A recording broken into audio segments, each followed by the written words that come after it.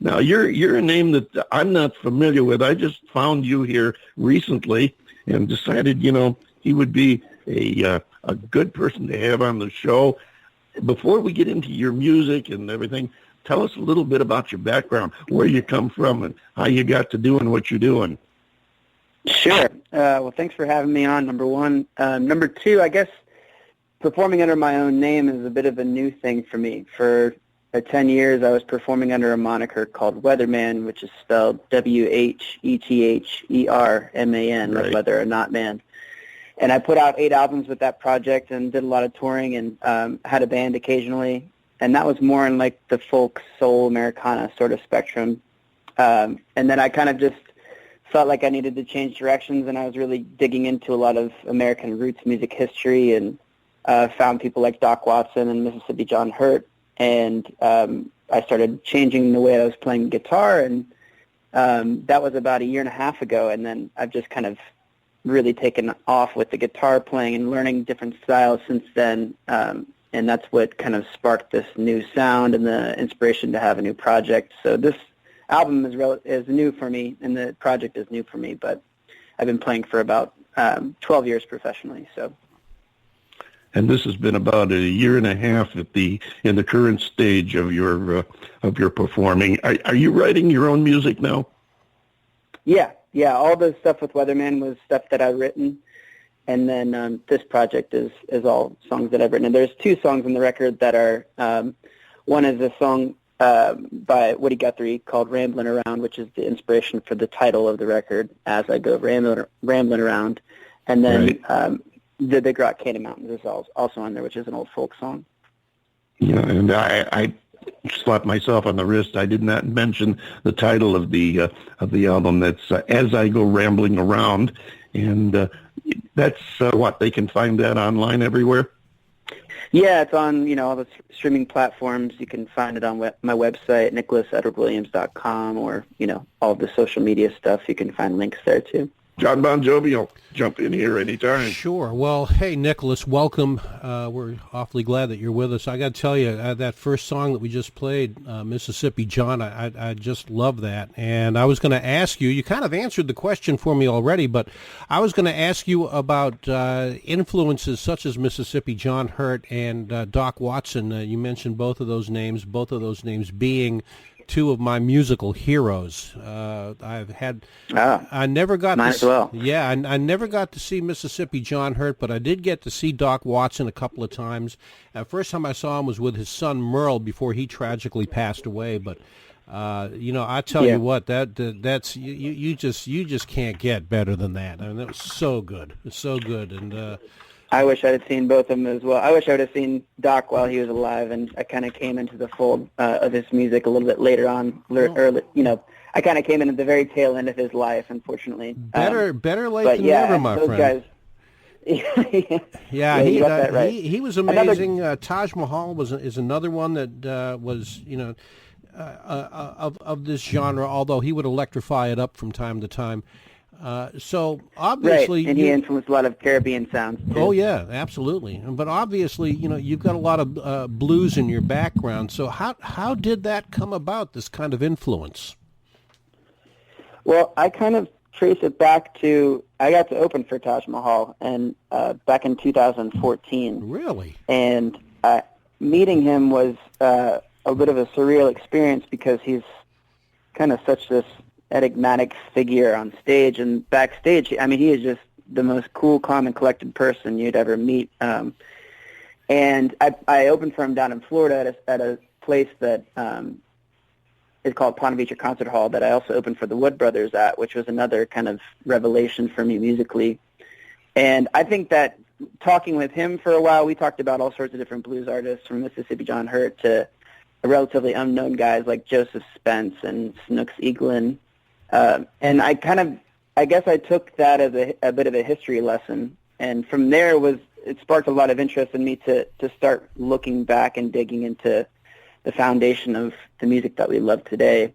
And I guess a part of me realized how important it is to continue playing that style, of course, and those songs, and to continue to expose that to generations that probably otherwise wouldn't hear it. So I try to play those songs, and I do incorporate a lot of traditional songs, traditional Piedmont blues, Elizabeth Cotton songs, Mississippi John Hurt songs, into my set, and talk about the history, so that it's not just, I don't want to come off as if I'm taking his style, because that song, Mississippi John, is, it's a bit of a mixture between a Travis style picking and Mississippi John Hurt style picking, and it goes through my favorite songs of his and kind of the overall feeling that I get. But I really want to make sure that I pay homage to them and give them credit.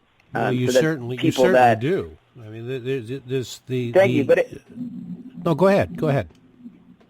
I was just going to say, I get kind of upset when I hear people covering songs and making them popular again, and not really outwardly giving them credit for the original songwriters or the original composers.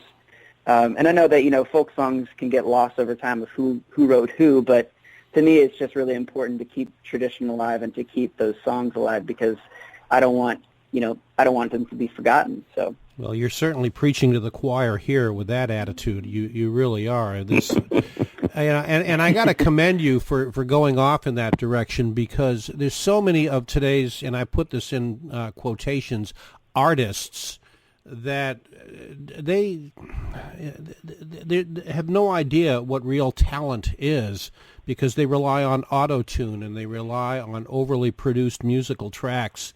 And, of course, with digital studios, there's just so much more that you can do now than when it was strictly analog. And, look, I'm a dinosaur. I'll readily admit that. I am an analog man stuck in a digital world. Hey, but you couldn't, it's much harder to fix your mistakes in analog. Yeah, that's you had to right. Be, pretty spot on your first take. And, and that, I think a lot of what's happening now in music is attributed to stuff that started back in the 70s and the 80s and 90s, where there became, a reasonable formula for success. And a lot of people have latched onto that idea. And I'm very much in the analog mindset as well, where I would much rather be making art than be making money. You and I are going to become goal. fast friends, you know that? Not to say that there's any money in music anyways these days, but, you could take that route if you wanted to, of pursuing whatever the equation is in whatever genre you want. And you could go find the producers, you could pay the money, you could sign the deals, you could do all that stuff and put yourself in debt, and morally and financially. And you may not be happy. So you might as well create what you want to create and create art and let that be the case. Well, you definitely had... You've had the Kerouac style bohemian nomadic lifestyle. When you were a kid, let's see, you were born in Seattle, and later you migrated. You had to migrate to California, and you went from there all the way to the other side of the country to Hershey, Pennsylvania, and back a few times. And so you've done some traveling, and you kind of live that life on the road. What's your situation now? Are you still on the road? Are you based out of somewhere, or what? Yeah, I for a long time I was kind of living in different vehicles and was a free roamer, you could say. And I definitely attribute a lot of my musical inspiration to finding different genres and different cultural areas around the country. But my wife and I moved to Chattanooga, Tennessee a year ago as of this week, and which is the first place we've lived steadily since about 4 years ago. So it feels really good to be centrally located somewhere, and I'm in a city that's aspiring to do some really amazing things, and it's a great jumping point for me to go off and do tours. And so I still have that in my blood, and I'll go out for 2 weeks at a time here and there, but I guess the need and the desire and the itch to move is not as it's not quite as itchy as it used to be. So I'm more content now, I guess, staying in one place. And we do have a tendency to sort of you want to have a little bit of a rootsy feeling in our life as we move on in the years. I don't want to say that three-letter word OLD, but we do get older, and I understand exactly what you're saying. Now, you grew up a musician, and you've been all over the place touring the UK and in Europe too, as well as here in the States. How do you compare the European audiences, to the American audiences? Well, in my experience, if you look, in just the general history of the world, America is akin to a teenager when it comes to how long this society has been together. When you look at Western Europe or you look at Asia especially. And it makes complete sense why this is the case, that when I go to Western Europe and the UK, the audiences they have a steep and very enriched tradition of music, and therefore, and granted, a lot of these countries are smaller, but they do just appreciate music on a completely different level than they do here. If you go to listening rooms in the United States or you go to festivals, you might see something similar. But generally, in the case of playing like a bar venue in Western Europe, you're still going to have, three-quarters of the audience in the place that actually pay attention to you, as opposed to being background music that occasionally happens in the States. So I think it has to do with just the history of how long the country has been, or the area of the world has been going. So to me, it's just, it's a different appreciation that they have. It's a deeper respect. And even in, I played a lot of shows in Germany more than other places in Western Europe, and I really found that culture to be incredibly insightful, because, if you're coming, when they're coming into the show, everybody's very stoic, and they don't show a whole lot of emotion. And when you play, they're clapping up until you're ready to talk again, and they're not speaking a word, and they'll hush each other if you're about to say something. And then afterwards, you just see this completely enlivened person in front of you. You don't really have, we can't really speak the same language, but the message that they got from the song was effective. It could be that they're interpreting it anyway, but there's just I feel like they're less prone to, I feel like our ability to pay attention to something it's a lot shorter here in the United States, I feel like, in some other countries. So to me, it's just a deeper appreciation and a more ability to be more still, probably.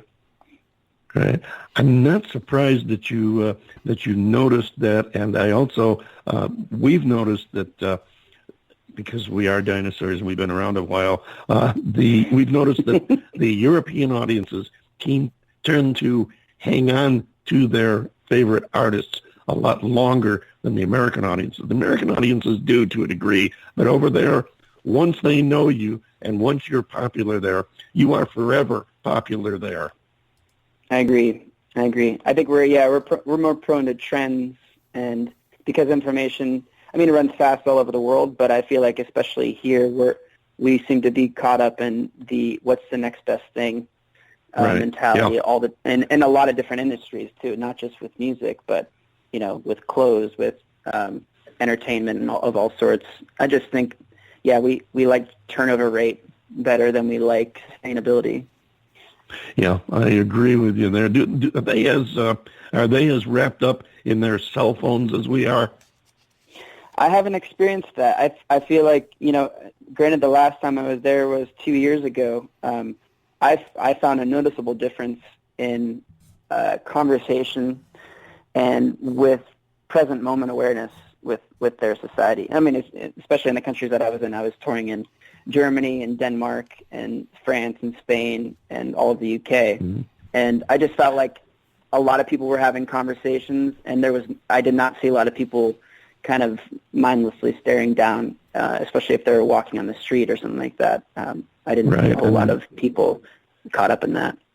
That's become quite a thing over here. I know our friends. We know the Bellamy brothers, Howard and David, have told us kind of the same thing, because they are still touring over there 2-3 times a year and drawing amazing crowds. And they've kind of said the same thing that you just reconfirmed here. So I'm not at all surprised at that observation. Now, this album has been out, since June? And since June, yeah. Right. What have you got on the table coming up in the near future? So I'm actually going to tour in Australia